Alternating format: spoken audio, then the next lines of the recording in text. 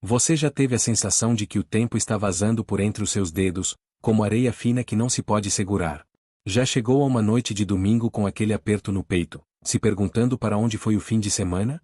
Ou, de forma mais ampla, já olhou para trás, para o último ano, e se questionou: o que eu realmente fiz com todo esse tempo? Nós vivemos em um mundo obcecado pela gestão do tempo. Aplicativos, técnicas, livros, todos prometendo nos ajudar a espremer mais produtividade de cada hora. Nós tratamos o tempo como dinheiro, uma commodity a ser gasta, economizada ou investida. Mas e se essa for uma visão perigosamente superficial? E se o verdadeiro valor do tempo não estiver em sua quantidade, mas em sua qualidade? Pense no tempo não como um relógio na parede, mas como a própria tela na qual a sua vida é pintada. Cada segundo é uma pincelada. Algumas são vibrantes e cheias de propósito, outras são cinzentas e desfocadas pela distração. No final, a obra de arte que resulta é a sua vida. O que você está pintando? Vamos embarcar em uma jornada para redescobrir o tempo. Não como um inimigo a ser vencido ou um recurso a ser explorado, mas como o nosso bem mais precioso, a essência da nossa existência. Vamos desmascarar os ladrões que roubam nossas horas e aprender a investir nossos momentos em uma vida de mais significado, presença e paz. Se você sente que está correndo em uma esteira, sempre ocupado, mas nunca chegando a lugar nenhum, este conteúdo é para você. Já deixa o seu like e se inscreve no canal. Porque hoje, vamos aprender a parar de contar os minutos e começar a fazer os minutos contarem. A grande ilusão, o mito do depois. A maior mentira que contamos a nós mesmos sobre o tempo é que sempre haverá mais dele.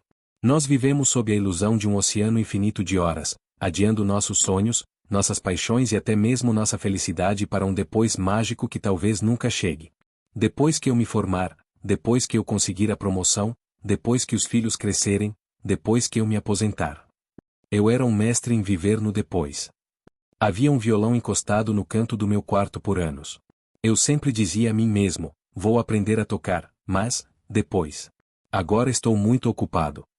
Havia livros que eu queria ler, viagens que eu sonhava em fazer, conversas importantes que eu precisava ter. Tudo ficava para depois. Meu presente era um mero corredor, uma passagem que eu atravessava correndo para chegar a um futuro idealizado. O problema com o depois é que ele é uma miragem no deserto. Quanto mais você caminha em sua direção, mais ele se afasta. Porque quando o depois de hoje chega, ele se torna o agora, e nós, por hábito, criamos um novo depois no horizonte. É um ciclo vicioso de adiamento que nos rouba a única coisa que realmente possuímos, o momento presente. A ficha começou a cair para mim de uma forma dura. Um amigo próximo, cheio de planos para o depois, adoeceu repentinamente. Seus depois foram cancelados sem aviso prévio. Aquilo foi um choque, um balde de água fria na minha complacência. Percebi que o tempo não é uma promessa, é um presente. Cada dia que recebemos é um cheque em branco, e não a garantia de que receberemos outro amanhã. Essa percepção me forçou a confrontar minha própria procrastinação existencial. O que eu estava esperando? Por que eu estava tratando a minha vida como um ensaio geral? O violão no canto do quarto não era apenas um objeto, era um símbolo de todos os sonhos que eu estava deixando acumular poeira. Naquela mesma semana, eu me matriculei em uma aula. Foi difícil, meus dedos doíam, o som era horrível. Mas, pela primeira vez, eu não estava mais no corredor. Eu estava na sala. Eu estava vivendo um dos meus depois, agora. A armadilha do depois é sutil porque parece prudente. Parece responsável. Mas, na verdade, é uma forma de medo. Medo de não ser bom o suficiente, medo de falhar, medo do desconforto do aprendizado. Viver no agora exige coragem. Exige que enfrentemos nossas imperfeições e comecemos, mesmo sem ter certeza do resultado. Pare de adiar sua vida. O palco é agora. O show já começou. A moeda que não se pode ganhar de volta. Nós crescemos com o ditado: tempo é dinheiro. É uma frase cativante, mas fundamentalmente falha. Na verdade, tempo é muito mais valioso do que dinheiro.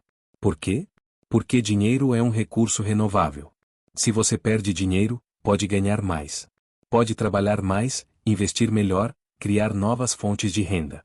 Mas tempo é o único recurso verdadeiramente não renovável. Cada segundo que passa se foi para sempre. Você nunca, jamais, poderá ganhá-lo de volta.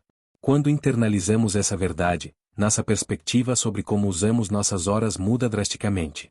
Pense nisso, Você entregaria sua carteira a um estranho na rua? Claro que não. Mas nós entregamos nossos minutos e horas, todos os dias, a atividades e pessoas que não agregam valor à nossa vida, sem pensar duas vezes. Entregamos nosso tempo precioso à rolagem infinita em redes sociais, a fofocas de escritório, a reuniões improdutivas, a preocupações com coisas que não podemos controlar. Estamos sendo roubados em plena luz do dia, e muitas vezes somos cúmplices do roubo. Eu costumava ser muito descuidado com meu tempo. Dizia sim a tudo. Um convite para um evento que não me interessava? Sim. Um pedido para ajudar em um projeto que não se alinhava com meus objetivos? Sim. Eu tinha medo de desapontar os outros, medo de perder algo. O resultado era uma agenda lotada e uma alma vazia.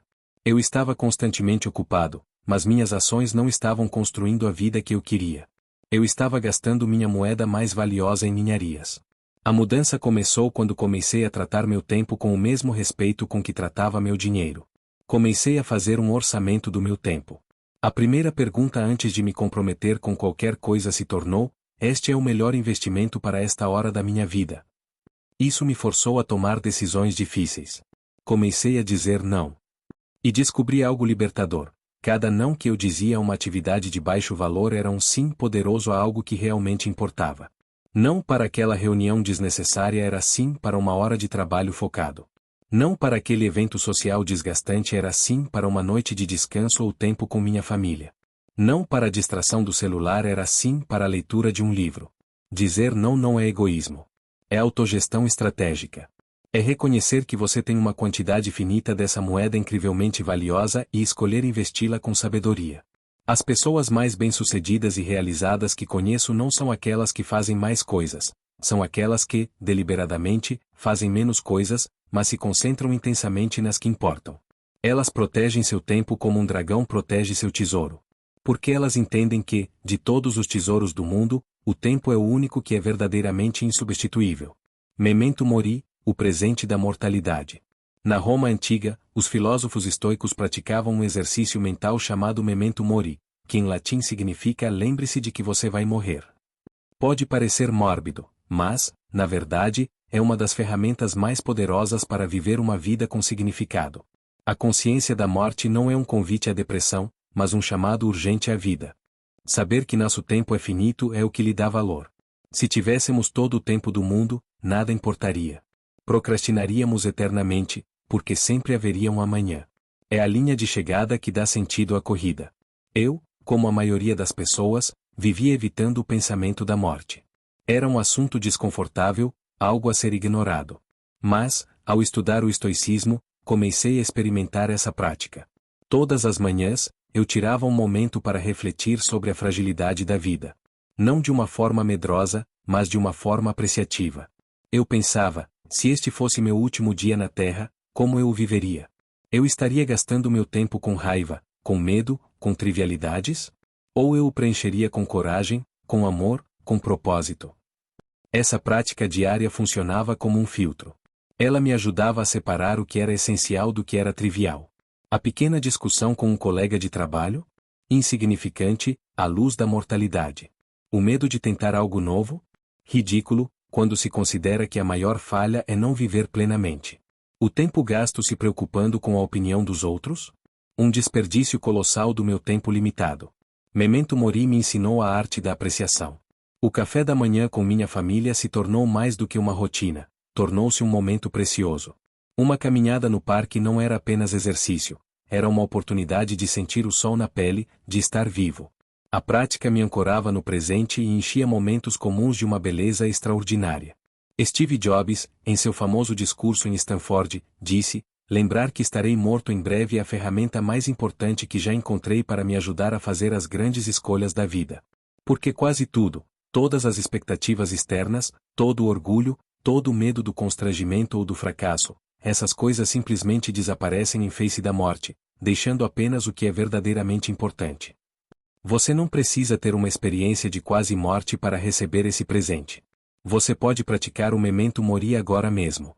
Pare por um momento e contemple a realidade de que seu tempo aqui é uma breve e linda anomalia no vasto silêncio da eternidade. Deixe que essa consciência te liberte do medo. Deixe que ela te inspire a não desperdiçar mais um único dia. Deixe que ela te dê a coragem de viver a vida que você realmente quer viver, não a vida que os outros esperam de você. A morte não é a inimiga da vida, é sua conselheira mais sábia.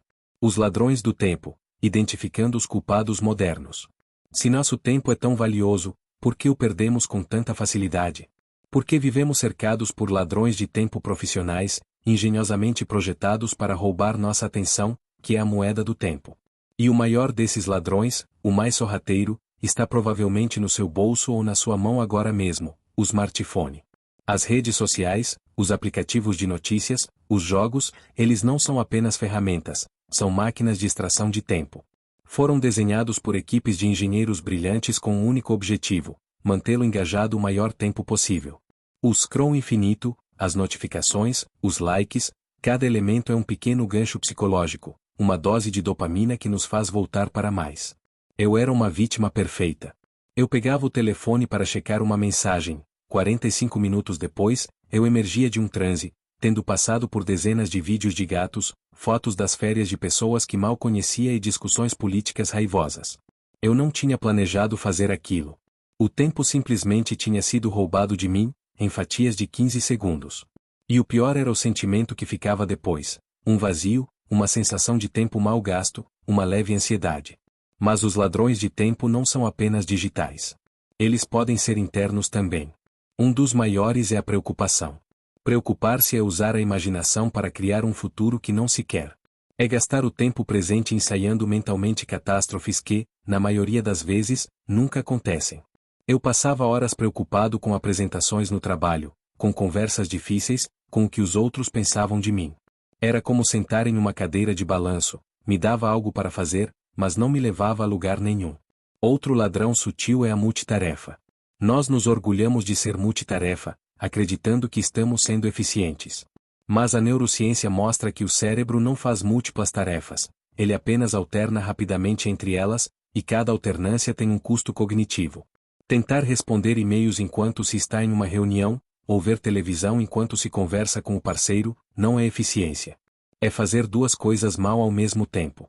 É dar a cada atividade apenas uma fração da sua atenção, diluindo a qualidade da sua experiência e do seu resultado.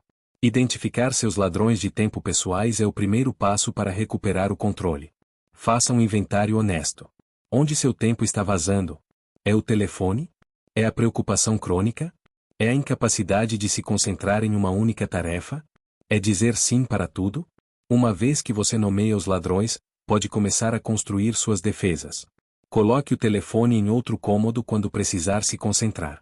Agende um tempo de preocupação de 15 minutos por dia, e fora desse horário, recuse-se a se engajar em pensamentos ansiosos.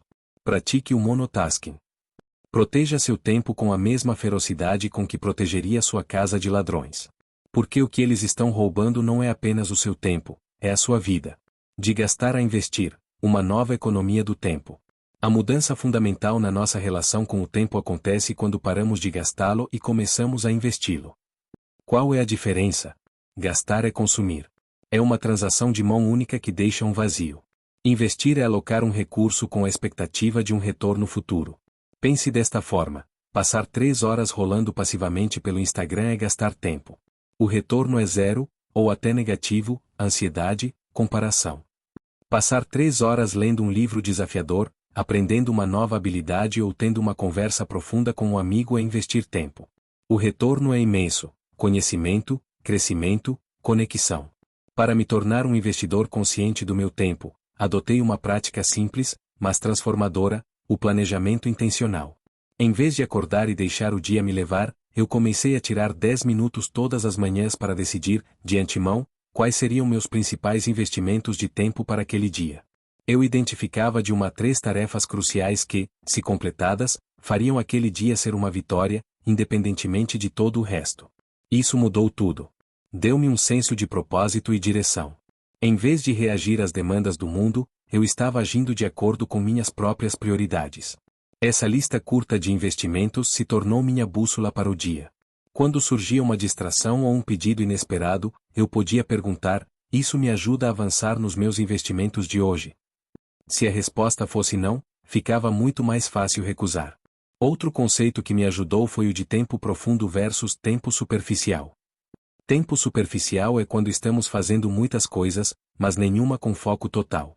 É responder e-mails, participar de reuniões, fazer tarefas administrativas. É necessário, mas não gera grande valor.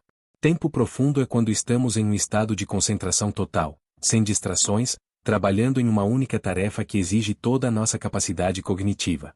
É neste estado que aprendemos coisas difíceis, resolvemos problemas complexos e criamos nosso melhor trabalho. Percebi que a maior parte do meu dia era consumida por tempo superficial.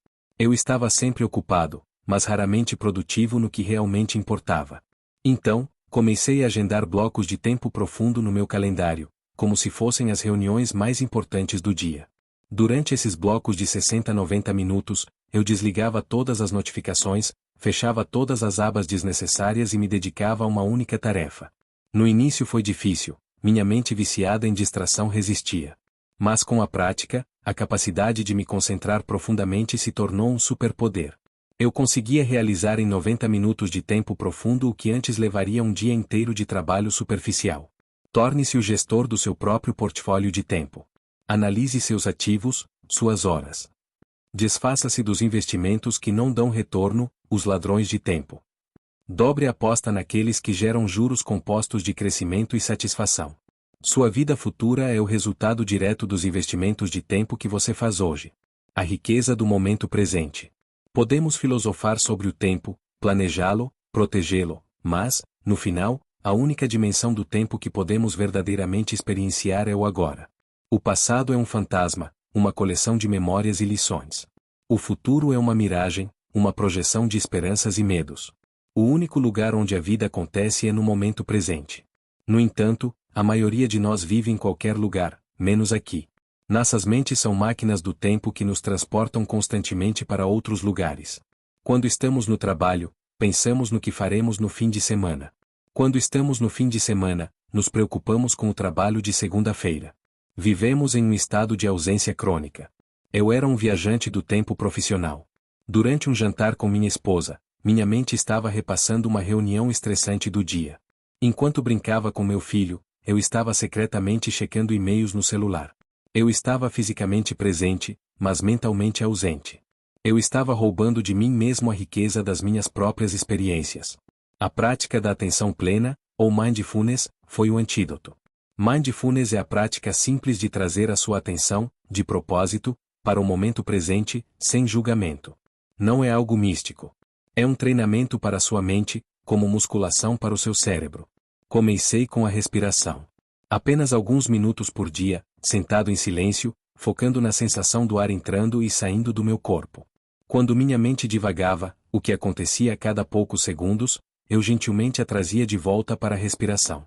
Cada retorno era uma repetição, fortalecendo meu músculo da presença. Depois, comecei a levar essa prática para a vida cotidiana. Ao tomar meu café, eu tentava realmente sentir o calor da xícara, o aroma, o sabor. Ao caminhar, eu sentia o contato dos meus pés com o chão, o vento no meu rosto. Eu estava aprendendo a habitar minha própria vida.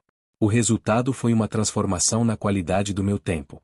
O tempo não passou a andar mais devagar, mas tornou-se mais denso, mais rico. Momentos que antes passavam despercebidos se encheram de vida. A conversa com um amigo tornou-se mais conectada. A comida tornou-se mais saborosa. O trabalho tornou-se mais focado. A maior parte do nosso sofrimento vem da nossa resistência ao momento presente. A ansiedade vive no futuro. O arrependimento vive no passado. A paz vive no agora. Se você está se sentindo sobrecarregado, pare por um instante. Respire fundo. Sinta seus pés no chão. Olhe ao seu redor e note algo que não tinha percebido antes. Volte para casa, para o único lugar onde a vida realmente existe, este exato momento. A qualidade do seu tempo é determinada pela profundidade da sua presença. O paradoxo do perder tempo. Em nossa cultura obcecada pela produtividade, perder tempo é o pecado capital. Cada minuto deve ser otimizado, cada hora deve ser produtiva. Descanso é visto como preguiça, e o tédio é algo a ser evitado a todo custo. Mas e se essa visão estiver errada? E se o tempo que consideramos perdido for, na verdade, essencial para uma vida bem vivida? Há um paradoxo aqui. Para usar nosso tempo de forma mais eficaz, precisamos, paradoxalmente, nos sentir confortáveis em perdê-lo. Refiro-me ao tempo gasto sem um objetivo claro: o descanso, a reflexão, o tédio, o devaneio. Pense no descanso. Nós o tratamos como o que fazemos quando estamos exaustos demais para sermos produtivos. Mas o descanso não é o oposto da produtividade, é parte integrante dela. Assim como um atleta precisa de dias de recuperação para que seus músculos se reconstruam mais fortes, nossa mente precisa de tempo de inatividade para consolidar aprendizados, fazer novas conexões e recarregar a energia criativa. Um dia gasto lendo ficção, uma tarde passada em uma rede, uma noite sem fazer absolutamente nada, isso não é tempo perdido. É uma manutenção essencial. E o tédio? Nós o tememos. No primeiro sinal de tédio, pegamos o celular para preencher o vazio. Mas o tédio é o útero da criatividade. Quando nossa mente não está sendo bombardeada por estímulos externos, ela começa a vaguear. Ela faz conexões inesperadas entre ideias. Ela resolve problemas que estavam latentes no nosso subconsciente. Algumas das minhas melhores ideias não surgiram enquanto eu estava trabalhando duro, mas durante uma longa caminhada sem rumo ou enquanto olhava pela janela, entediado. Eu costumava me sentir culpado por não ser produtivo 100% do tempo. Se eu tirava uma tarde de folga, uma voz interna me acusava de ser preguiçoso. A mudança veio quando reestruturei minha visão do tempo. Eu comecei a ver o tempo de descanso e reflexão não como um luxo, mas como parte do meu trabalho. Era o tempo em que eu estava afiando o machado. Abrace os espaços vazios no seu calendário. Permita-se ficar entediado. Dê longas caminhadas sem um podcast nos ouvidos. Sente-se em um café sem um livro ou um laptop, e apenas observe o mundo passar. Desligue tudo e não faça nada. É nesses momentos de quietude, de tempo improdutivo, que muitas vezes encontramos a clareza, a criatividade e a sabedoria que buscamos tão desesperadamente em nossa vida ocupada. Às vezes, a maneira mais valiosa de usar o tempo é simplesmente deixá-lo ser. Então, chegamos ao final da nossa jornada. Vimos que o tempo não é um recurso infinito, mas a moeda mais preciosa e não renovável que temos. Vimos que a consciência da nossa mortalidade pode nos libertar para viver mais plenamente. Identificamos os ladrões que roubam nossas horas e aprendemos a investir nosso tempo com intenção e propósito. E descobrimos a riqueza insondável que reside no momento presente. O valor do seu tempo não é medido em produtividade, em dinheiro ou em conquistas. O verdadeiro valor do seu tempo é medido em vida, em presença, em conexão, em crescimento, em amor. A pergunta que eu te deixo é esta: olhando para a sua vida agora, qual é o investimento de tempo mais importante que você tem negligenciado? É aprender aquela habilidade? É passar mais tempo de qualidade com sua família? É cuidar da sua saúde? É simplesmente descansar? Qualquer que seja a resposta, comprometa-se a investir apenas 30 minutos nisso, hoje. Não amanhã, não depois. Hoje. Porque o agora é o único tempo que você tem controle. É o único tempo que existe. Compartilhe nos comentários qual é o maior ladrão de tempo na sua vida e qual pequena mudança você vai fazer para combatê-lo. A sua jornada pode inspirar a de outra pessoa. Vamos continuar a aprender juntos a viver vidas mais intencionais.